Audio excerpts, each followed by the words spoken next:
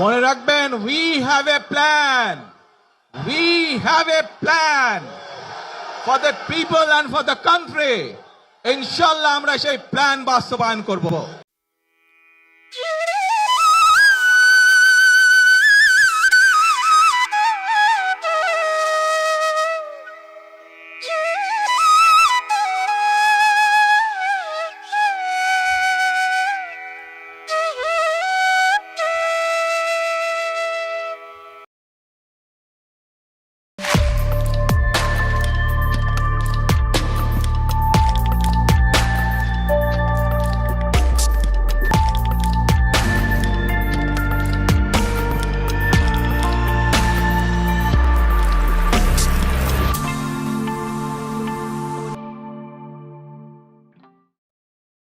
দেখেছেন কি ভয়ঙ্কর অবস্থা? জিন্দগিতে দেখেছেন এই অবস্থা হয়েছে বাংলাদেশে? কখনো দেখেন নাই। পাঙ্গুল্যান্ডের তেল মন্ত্রী টুকু ভাই কইছে কোন গাড়ি কি তেলের অভাবে বন্ধ হয়েছে? কারো গাড়ি কি তেলের অভাবে বন্ধ হয়ে গেছে? আমাদের যে ছুটি ঈদের মধ্যে যে সব দেশের বাড়িতে গেল, কোন বাস কি তেলের অভাবে বন্ধ ছিল? টেনশন তো করলে আমরা তো বসে আছি, আমরা কাজ করতেছি। আমরা আরেকটা জিনিস দেখেন, এইটা সাহেব ছবিটা দেখান, পিছেরটা আগে দেখানো লাগবে। না না, যা ভাবছেন তা না। উনি ইন্ডিয়ার কোন মন্ত্রী না, বাংলাদেশ সরকারের একজন মন্ত্রী।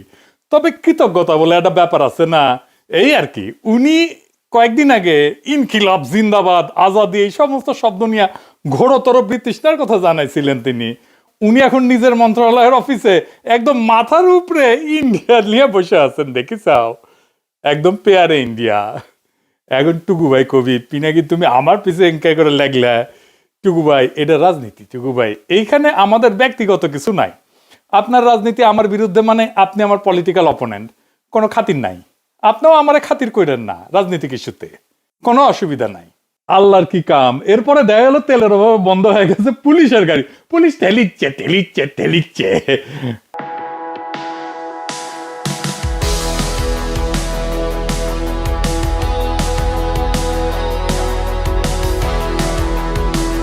দেখেছেন, বিয়ে করতে যাইতেছে, দেখেন ঠেলিচ্ছে গাড়ি। দেখেন রাজবাড়ির পাংশায় বিয়ে করতে এসে বিপাকে পড়লেন বর। আমি বিয়ে করতে যাচ্ছি, তেল নেই, এখন তেলের জন্য ওয়েট করতেছি। এই জায়গায় তেল দেবে, তারপরে এই জায়গাতে আমরা যাবো। তেল দেওয়ার পরে তেল না হলেই আমরা বিয়ে করতে পারতেছি না। বিয়ে করতে গিয়ে পুরো এনার্জি গাড়ি ঠেলতে যদি শেষ দিয়ে ফেলে তাহলে তো মহা বিপদ, তাই না? আর সমঝোতা উজির করছে, কোন পাম্পে গিয়া তেল পেতেছে না, আমার কন আমি ব্যবস্থা করবো। তেল পাচ্ছে না, আমাকে বলেন কোন পাম্পে গিয়ে পর্যাপ্ত তেল পাচ্ছে না?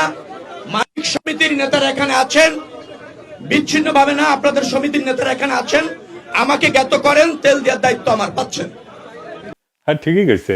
ইঞ্জিনিয়ারিং করে ক্ষমতার দিকে মনে হয় বেশি তেল জমিছে, তাই ওর আগুন দিলে শুয়ে শুয়ে পড়বি তেল। হ্যাঁ, বুঝি চাও?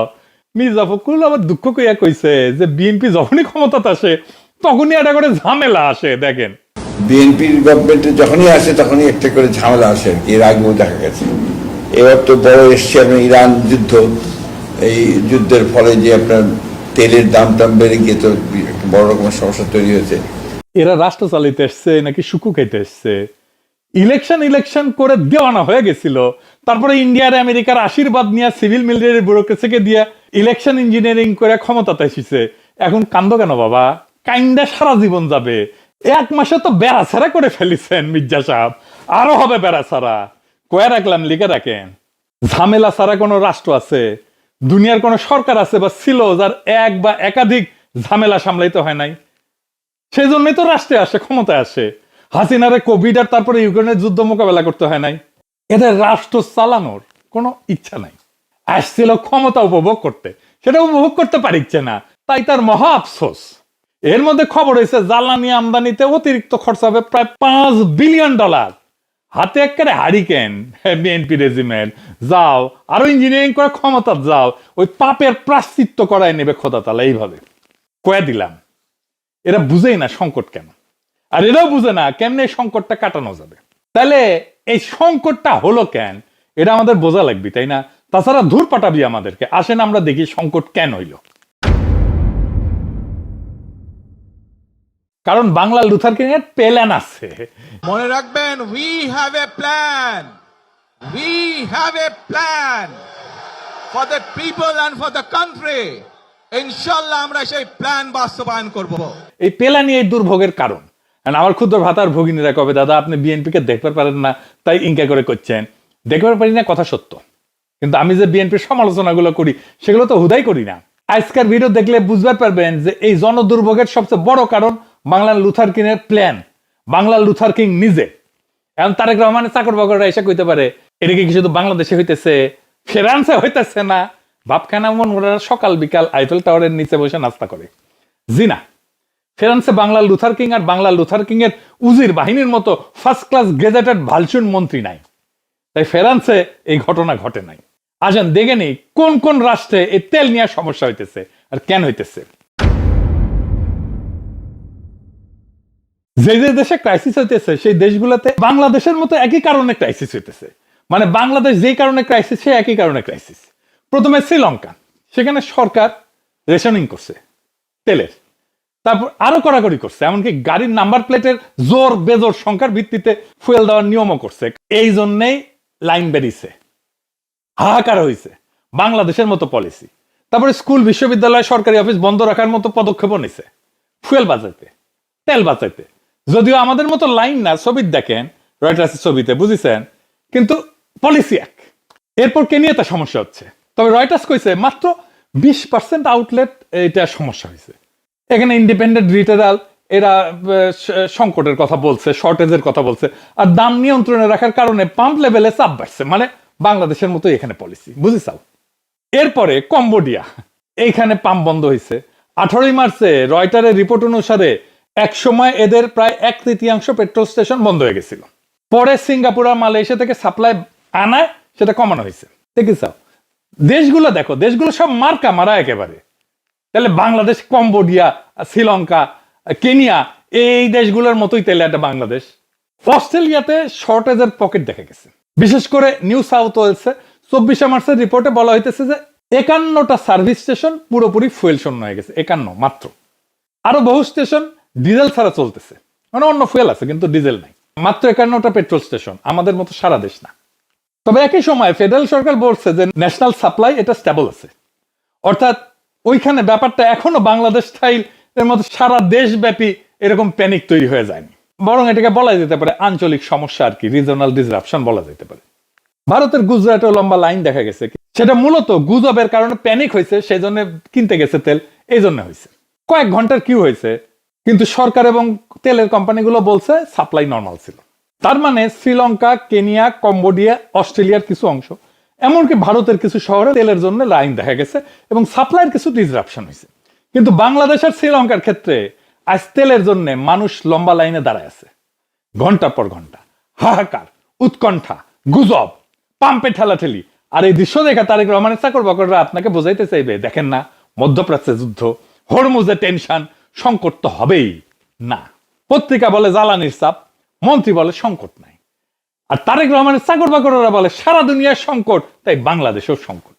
মানে এরা কি বলবে সেটাও এরা ঠিক করতে পারে নাই, যা মাথায় আসতেছে সেটাই কয়ে দিতেছে। মানে কোনোভাবে কোনো বিরোধিতা আসলে সেখানে এসে একটা যুক্তি দিয়ে দেবে, কিন্তু এই যুক্তির আগা মাথা নাই কোনো। রয়টার্স নিজেই বলছে যে মূল সমস্যা হইতেছে প্যানিক বাইং, তাই ফুয়েল রেশনিং পর্যন্ত করতে হয়েছে। মানে তেল আসা পুরোপুরি বন্ধ হয়ে যায়নি, কিন্তু মানুষ আতঙ্কে বেশি কিনতে ঝাঁপায় পড়ছে। এটা সরকারের কথা, মানে বিএনপি সরকারের কথা, মানে বিএনপি রেজিমের কথা। তাইলে তারেক রহমানের চাকর বাকররা কেন বলে সংকট হবেই? মানে এরা কোনোভাবে এই রেজিমের কোনো ক্রিটিসিজম করতে দেবে না, অথবা এদের মন্ত্রী যেটা বলতেছে সেটাও তারা শুনে না। যেভাবেই হোক সমালোচনা বন্ধ করতে হবে। আমি কিছু লিখলে একদম ঝাঁপে পড়ে আসে কমন বক্সে। এই জন্যই বলি এরা চাকর বাকর, এরা রাজনীতি করতে আসে নাই। যুদ্ধ মধ্যপ্রাচ্যে, এখন প্রশ্ন হইল বাংলাদেশ কি শুধু মধ্যপ্রাচ্য থেকে তেল আনে? না। তাইলে মধ্যপ্রাচ্যের সমস্যা হলে কেন বাংলাদেশে সংকট হবে? আমারে বুঝান। আমাদের বাংলাদেশের পুরা তেলের ব্যবস্থাপনাটা বুঝে দেখতে হবে। তাইলে আমরা বুঝবো কোথায় এই সমস্যা। আর এই রেজিমের চাকর বাকরেরা আমাদেরকে দূর পাঠাইতেছে। তাহলে প্রথমে আমরা বুঝে নিই কই কই থেকে আমাদের তেল আসে। বাংলাদেশে ক্রুড অয়েল বা যেটাকে অপরিশোধিত তেল বলে, তার মধ্যে রিফাইনারি আছে, সেখানে রিফাইনারিতে যায়, মানে পরিশোধন করে ব্যবহার করা লাগে। তার বড় অংশ আসে সৌদি আরব থেকে, ইউনাইটেড আরব আমিরাত থেকে, ইরাক থেকে, মোট 63%। কিন্তু রিফাইন্ড ফুয়েল যেমন ডিজেল, পেট্রোল, ফার্নেস অয়েল, সেগুলো বড় অংশ আসে সিঙ্গাপুর, মালয়েশিয়া, ভারত থেকে। 45% আসে সিঙ্গাপুর থেকে, আর 22% আসে মালয়েশিয়া থেকে। মূলত আসতেছে তো সিঙ্গাপুর আর মালয়েশিয়া থেকে আর ইন্ডিয়া থেকে। ভারত কিন্তু তেল উৎপাদন করে না, সিঙ্গাপুরও করে না, কিন্তু এদের রিফাইনারি আছে, সেখানে অপরিশোধিত তেল আসে, পরিশোধন করে সারা দুনিয়ায় বেচে। ফার্নেস অয়েল মানে যা দিয়ে বিদ্যুৎ কেন্দ্র চলে, কারখানায় যায়, মানে এটা ভারী তেল আর কি, তার 57% আসে সিঙ্গাপুর থেকে, আর 39% আসে মালয়েশিয়া থেকে। শুধুমাত্র সিএনজি আসতো মূলত মধ্যপ্রাচ্য থেকে। সিএনজিতে সমস্যা হচ্ছে না, সমস্যা হচ্ছে গাড়ির তেলে, পেট্রোল আর অকটেনে। আজব ব্যাপার, পেট্রোল আর অকটেন তো বাংলাদেশের যা চাহিদা তা বাংলাদেশে উৎপাদিত হয়, কোনোভাবে হিসাব মেলে না তো। পেট্রোল অকটেন তো আর আমদানি করতে হয় না। তাইলে দেখেন বাংলাদেশ তো শুধু সৌদি আরব থেকে আনতেছে না, নানা জায়গা থেকে সোর্সিং করতেছে। আর যেখানে যেই তেলের জন্য লাইন, সেই তেল তো মধ্যপ্রাচ্যের উপরে নির্ভরশীলই না। এবার বুঝেছেন তো আমি কেন তারেক রহমানের চাকর বাকরদের মূর্খ সোদা বলি? এদের না আছে কোনো কাজ, না আছে বুঝার ক্ষমতা, না আছে আর্গুমেন্ট তৈরির ক্ষমতা। তাইলে সমস্যা কোথায়? কেন বিএনপি এভাবে মাখায় ফেললো? সমস্যা সিস্টেমে। তেলের সোর্সিং ডাইভার্সিফাই করছে, কিন্তু সিস্টেম ডাইভার্সিফাইড না। এটার মানে কি? এটা বুঝা কই, মানে তেলের সরবরাহ রাষ্ট্রীয় প্রতিষ্ঠানের মনোপলি, একচেটিয়া রাষ্ট্রীয় প্রতিষ্ঠান করে। সেই কারণে সোর্স থাকা, মজুদ থাকা আর বাজারে জিনিস পৌঁছানো এক কথা না। বাজারে বাংলাদেশের ফুয়েল সেক্টরে সরকারি monopoly, centralised import, fixed retail pricing আর স্লো ডিস্ট্রিবিউশন, এই একসাথে মিলে এমন একটা ভয়ানক ভঙ্গুর ইনএফিশিয়েন্ট স্ট্রাকচার বানাইছে। রয়টার বলতেছে যে তেলের দাম বাড়তেছে সারা দুনিয়ায়, কিন্তু সরকার ফুয়েলের প্রাইস বাড়াবে না। একই সঙ্গে অতিরিক্ত অর্থের ব্যবস্থা করার চেষ্টা করতেছে ইম্পোর্ট চালু রাখতে। এখানে ইকোনমিক্সের একটা সবচেয়ে নির্মম, সবচেয়ে অপছন্দের কথাটা বলি। জিনিসের অভাব যদি দামের মধ্যে না দেখা যায়, রিফ্লেক্টেড হইতে হয়। জিনিস যখন অভাব হবে তখন থাকবে না একটা জিনিস, সেই জিনিসের দামের মধ্যে রিফ্লেক্টেড হইতে হবে। মানে সাপ্লাই যদি কম হয় তাহলে দাম বাড়াইতে হবে। মার্কেট ইকোনমির বেসিক এটাই। যদি অভাব ঘটে জিনিসের, তার দাম যদি বাড়তে না দেয় তাহলে ঘাটতি উদা হয় না, ঘাটতি লাইনে জমা হয়। সাপ্লাই কম থাকলে দাম বাড়তে দিতে হবে, এটাই সায়েন্স, এটাই ইকোনমিক্স। বিএনপি নাকি মুক্তবাজার অর্থনীতি করে, তো মুক্তবাজারে কি প্রাইস কন্ট্রোল আছে নাকি রে বালশুন? প্রত্যেকটা জিনিসের দামের মধ্যে তার প্রাচুর্য বা ক্রাইসিস দুটোকে রিফ্লেক্ট করতে হবে। সরবরাহ বাড়লে দাম কমতে দিতে হবে, আর বাড়লে দাম বাড়তে দিতে হবে, এটাই মুক্তবাজার অর্থনীতি। দাম যদি বাস্তবের অভাব এটাকে রিফ্লেক্ট করতে না পারে, তাহলে অভাব লাইনে দাঁড়াবে, দম আটকে রাখবেন, কিন্তু ডিমান্ড হঠাৎ করে বেড়ে যাবে। মানুষ ভাববে আজকে না নিলে কাল পাবো তো, তারপরে সে প্রয়োজনের চেয়ে বেশি কিনতে চাইবে, তারপরে কি হবে? শর্টেজ হবে, লাইন হবে, প্যানিক হবে। সরকার বলবে অসাধু ব্যবসায়ী। আমাদের একটা ধারণা আছে, অসাধু ব্যবসায়ী সিন্ডিকেট বানায়, দাম বাড়ায় দেয়, গোয়েন স্টক করে, মজুদ করে দাম বাড়ায়। আমাদের তো সিবিবি শিখাইছিল মজুদদারি আর মুনাফা খাওয়া দুটাই খুব খারাপ। আমরা স্লোগান দিছি কলে মজুদদার মুনাফাখোর ধ্বংস হোক, নিপাত যাক। ক্যাপিটালিজম চলবে ইনভেন্টরি বা মজুদ, আর মুনাফা বা প্রফিট ছাড়া চলবে? আরে বাবা, তোর ফাদারল্যান্ড সোভিয়েত ইউনিয়নে তো মজুদদারি মুনাফা ছিল না। তেল আসার যে সংকট, তেল আসবে না, তেল দেব না, তেল যাইতে দেব না, এরকম সংকট কি পৃথিবীতে এই প্রথম হইলো? আগেও হয়েছে। সেই এমবার্গোর ঘটনাগুলো একটু দেখি। 1973 সালে অক্টোবর মাসে মিশর আর সিরিয়া ইসরায়েলের সাথে যুদ্ধ শুরু করে। 67 সালে যুদ্ধে যে কিছু ভূখণ্ড হারাইছিল, সেই ভূখণ্ড ফেরত পাওয়ার লক্ষ্য নিয়ে যুদ্ধের সময় আমেরিকা ইসরায়েলকে বড় আকারের সামরিক সহায়তা দেয়, এবং এই মার্কিন সহায়তার প্রতিক্রিয়াতে আরব দেশের তেল উৎপাদকরা আমেরিকা এবং কিছু পশ্চিম ইউরোপের দেশের বিরুদ্ধে তেল রপ্তানি বন্ধ করে দেয়। এবং 73 সালে আমেরিকার পেট্রোল পাম্পে লম্বা লাইন পড়ছিল। এইরকম মানুষ গাড়িতে তেল ভরার জন্য অনেকক্ষণ দাঁড়ায় থাকতো, অনেক পাম্পে তেল শেষ হয়ে যেত, কোথাও কোথাও পাম্প বন্ধও থাকতো। কিন্তু পরে গবেষণা করে দেখা গেল এটার কারণ ছিল প্রাইস কন্ট্রোল এবং রেশনিং। বাংলাদেশ যেটা করতেছে এইটাই সংকটকে আরো খারাপ করে দিচ্ছিল।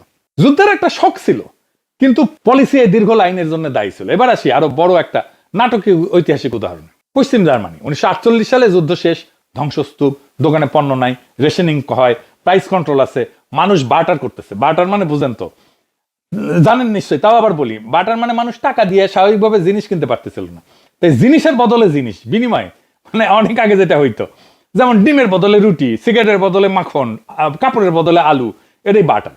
তো কেন এই অবস্থা? কারণ সরকার বহু বছর ধরে দাম বেঁধে দিয়েছিল জিনিসপত্রে, কে কতটুকু কিনতে পারবে সেটাও ঠিক করে দিচ্ছিল। কাগজে সবকিছু নিয়ন্ত্রিত, কিন্তু বাস্তব বাজার শুকায় গেছে। জার্মানেরা যুদ্ধের আগে থেকে প্রায় 12 বছর প্রাইস কন্ট্রোল করত, আর 9 বছর রেশনিং করছে। যুদ্ধের আগে থেকে মানে 36 সাল থেকে প্রাইস কন্ট্রোল ছিল, 36 থেকে 48 পর্যন্ত, আর 39 থেকে 48 পর্যন্ত 9 বছর রেশনিং ছিল। এই অবস্থায় সামনে আসে লুডভিগ এরহার্ড বলে এক ভদ্রলোক। উনি ছিলেন পশ্চিম জার্মানির অর্থনীতি পুনর্গঠনের দায়িত্বে থাকা প্রধান নীতি নির্ধারকদের মধ্যে একজন, তার মানে ধরে রাখেন অর্থমন্ত্রী। একে বলা হয়তো পশ্চিম জার্মানির যুদ্ধোত্তর অর্থনীতি পুনরুদ্ধারের চিফ আর্কিটেক্ট। 48 সালে উনি কারেন্সি রিফর্মের পাশাপাশি প্রাইস কন্ট্রোল আর রেশনিং তুলে দেওয়া শুরু করেন। অর্থাৎ তিনি শুধু কথা বলেননি, নীতি বদলাইছিলেন। তখন জেনারেল লুকাস দি ক্লে, উনি ছিলেন তখন যুদ্ধ পরবর্তী জার্মানিতে আমেরিকার সামরিক গভর্নর। মানে আমেরিকা একজন গভর্নর ঠিক করে দিছে, জার্মানিতে গভর্নর আমেরিকা ঠিক করে দিছে, সেই প্রেসিডেন্টের মতো আর কি। অর্থাৎ আমেরিকান দখলের সময় প্রশাসনের সবচেয়ে ক্ষমতাশালী লোকদের একজন। সে এসে এরহার্ডকে ধরে। তখন ক্লে নাকি বলছিল যে আমার উপদেষ্টারা করছে, আপনি তো বেড়াছাড়া করে ফেলতেছেন। এরহার্ড জবাব দিয়েছিল, ওদের কথা ছেড়ে দেন, আমার উপদেষ্টারাও একই কথা কইতেছে।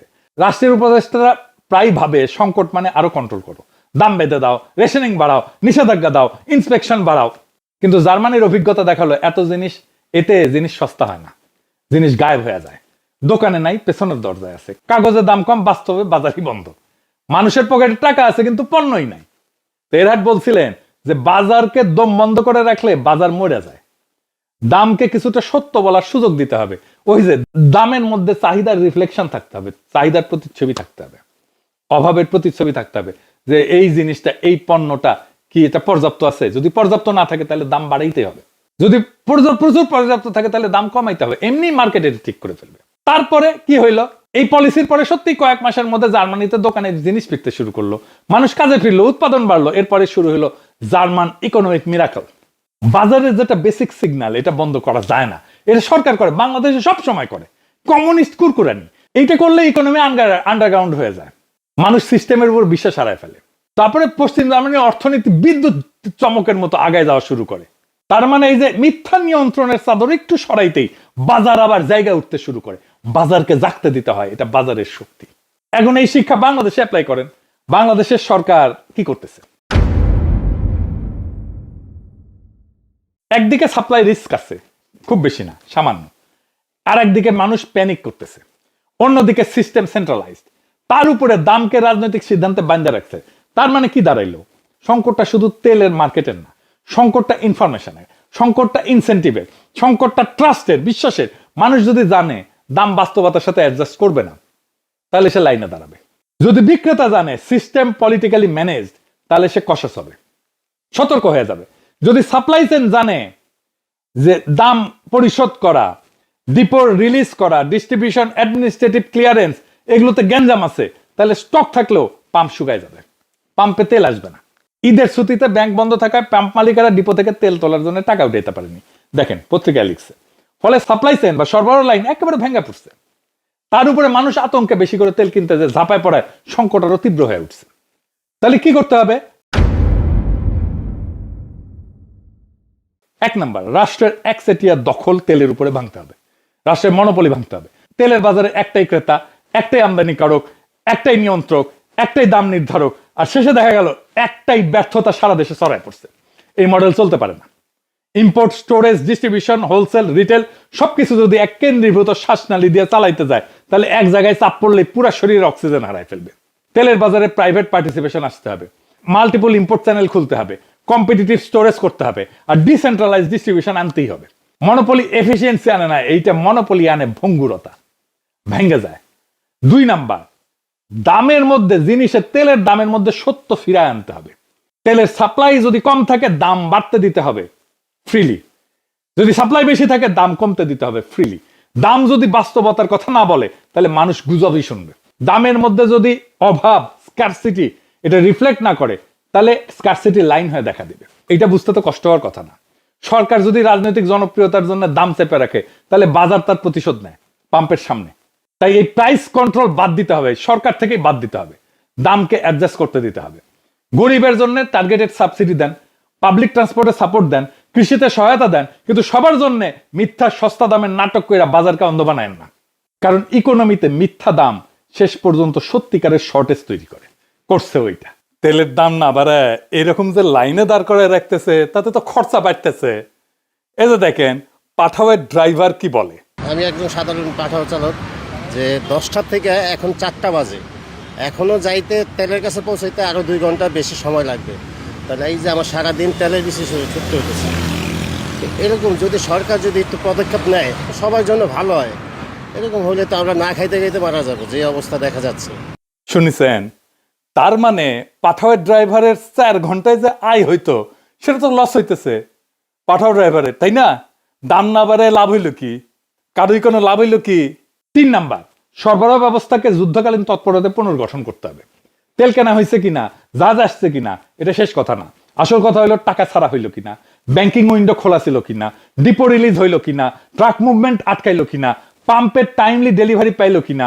বাংলাদেশের সবচেয়ে বড় অংশ কিন্তু পাম্পে না, কাগজে। আমলাতান্ত্রিক জটিলতায়, ডিপোতে না, ফাইলে। তেলের ট্যাঙ্কারে না, এটা সচিবালয়ে, এটা অফিসে। এইখানে ইমার্জেন্সি প্রোটোকল লাগবে। ব্যাংকে হলিডে হয়েছে কি হয়েছে, তাহলে ফুয়েলের পেমেন্ট চলতে হবে।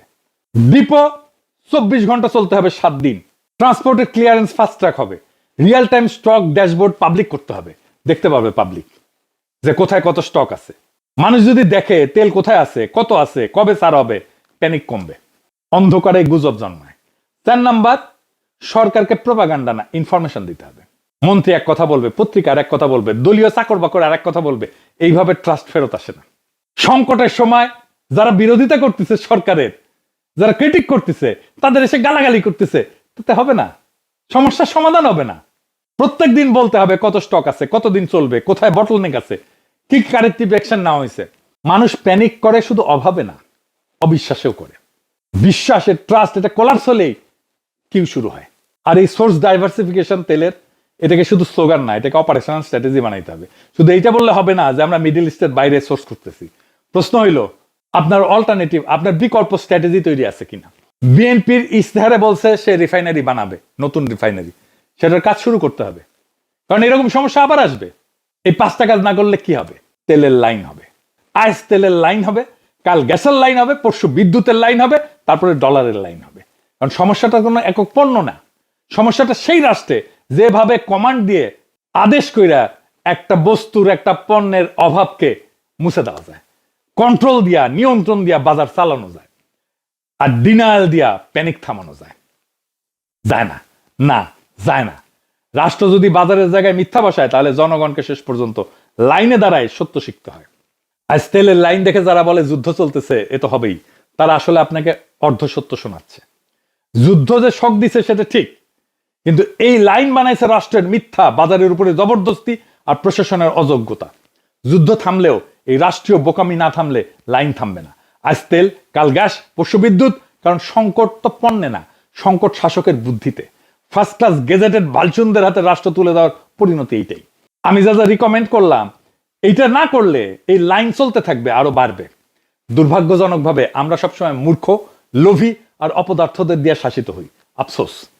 অনেকে বলে দাদা আমরা কি এইভাবে বারে বারে জিততে জিততে হাইরে যাব? আমি আসলে জানি না। হয়তো আমার জীবদ্দশায় আজাদি আসবে না, হয়তো আমাদের মৃত্যুর পরেও পূরণ হবে না অনেক দিন এই স্বপ্ন, কিন্তু আজাদির স্বপ্ন জিন্দা থাকবে। মনের ভেতরে আজাদির আকাঙ্ক্ষারে বাঁচায় রেখেন। আপনার সন্তান তার সন্তানদের মধ্যে সঞ্চারিত করে যায় এই আজাদির আগুন। বুকের ভেতরে আজাদির আগুন রে কখনোই নিভে যাইতে দিয়েন না। আজাদি জিন্দাবাদ, ইনকিলাব জিন্দাবাদ।